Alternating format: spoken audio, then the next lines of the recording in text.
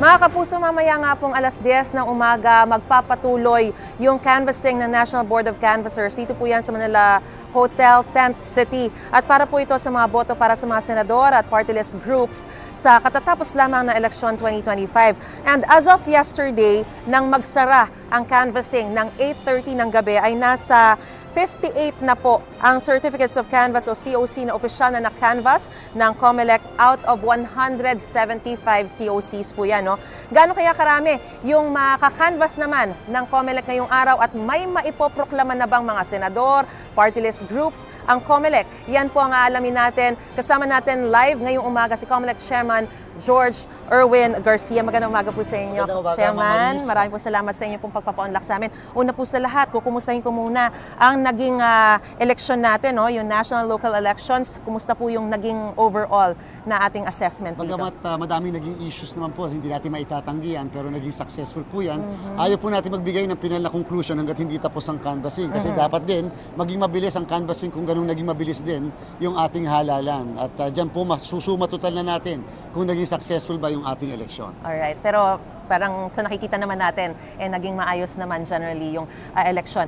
Ito, Chairman, kasi binabanggit nga natin na 175 yung total na COCs na ika-canvas, no? Nasa 58 na po yung naka-canvas ninyo. So, 117 yung kakailanganin pa po, yung hinihintay. Lahat po ba itong 117 na ito ay na-transmit na at gaano po ba kabilis yung pagka-canvas na isasagawa po natin? Base po sa report ng aming mga field offices, ay more or less na i-transmit na lahat yan. Kaya lang, siyempre, officially, hindi pa namin alam dahil kinakailangan i-generate pa yan ng ating tinatawag na consolidation system. Yung consolidation system, isa yung sistema na nagsusuma total ng lahat na nanggagaling sa iba't ibang board of canvassers na mga certificate of canvass of votes and proclamation. So kahapon, 58 ang na-generate natin, 58 ang ating po na canvas. At nangangahulugan, maaari ngayong araw to pwede kami maka-100. Talaga?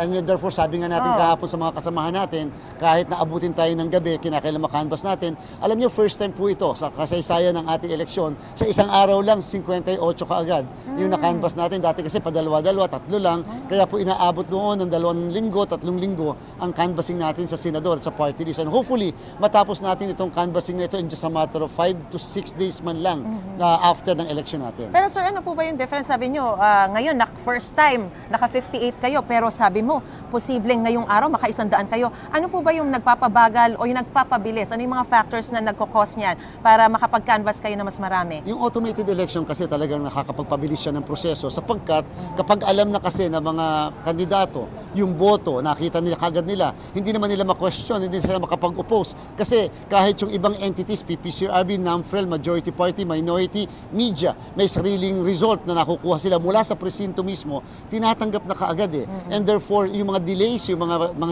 legal maneuverings, nawawala na. Kasi sa bandang huli, paano mo questionin yung alam na ng lahat kung ano ang boto sa bawat presinto nyo. So nagpapabilis yun mula sa presinto, sa municipal, provincial canvass at therefore sa National Board of Canvassers. Pero sir, bakit nung sinabi nyo na posible kayong maka-100 ngayon, may 58 na kahapon, so konting-konti na lang, bakit aabutin pa ng 5 to 6 days bago makapagproklama? Ganun po talaga kasi meron pa rin kami paghahanda. Kinakailangan namin ihanda itong ating lugar kung saan magkakaroon ng proklamasyon. Siyempre kinakailangan padala kami ng mga invitations kasi doon sa mga nanalo kasama yung kanilang pamilya. So meron talagang ganun yun. May isang araw, 2 araw na gap bago yung proklamasyon. Hopefully, for the first time, baka sakali matatapos natin ang proklamasyon para sa mga tatlong araw man lang hanggang the most is 3.5 days ay matapos natin ang buong canvassing sa ating po 175 na COC. Sir, I understand, ito ay binanggit nyo na rin po kahapon, pero just for the sake of our viewers ngayong umaga dito sa Unang Hirit, no, meron po kasi mga lumabas na discrepancies nung isang gabi doon sa bilangan. Maaari po bang pakiclarify saan nagmula yung discrepancies na ito, anong naging sanhi, at na-resolve na po? ba itong bagay na to? Apo, tama po, resolved na po yan sapagkat una, ang COMELEC po, hindi po kami naglalabas ng suma total ng boto. Tingnan niyo po sa website ng COMELEC, wala pong suma total ng boto, wala rin po kaming ranking, bawal po yon sapagkat kami po ay pag naglabas kami, magiging official yung nilalabas po natin. Kaya lang po may mga iba't iba kasi mga entities na naglalabas ng suma total and therefore doon sa nailalabas po nila, mukhang nagkaroon sila ng problema dahil may mga nadoble na mga boto na hindi naman dapat na doble nung pinoproseso na nila yung result. Pero just the same, na-correct na po yan ng mga entities na to, katulad ng ilang media entities o katulad ng ibang entity na kumukuha din ng result mula doon sa iba't ibang server. So, tumutugma na po ang lahat. Hindi dahil minaniobra, kung hindi dahil inayos, nilinis na kung saan nawala yung mga nagdoble na mga boto na hindi naman dapat nagdoble. At ngayon nakikita naman po natin na halos sa lahat ng mga servers pare-pareho naman at wala ng mga discrepancies, no? Pare-parehas po. First time tayo, Ma'am Maris, na nagkaroon ng ganyang kadaming servers para nagkukumparahan ng bawat isa. Ano nakuha sa 1A, ano nakuha sa 2A, pare-parehas ba tayong lahat?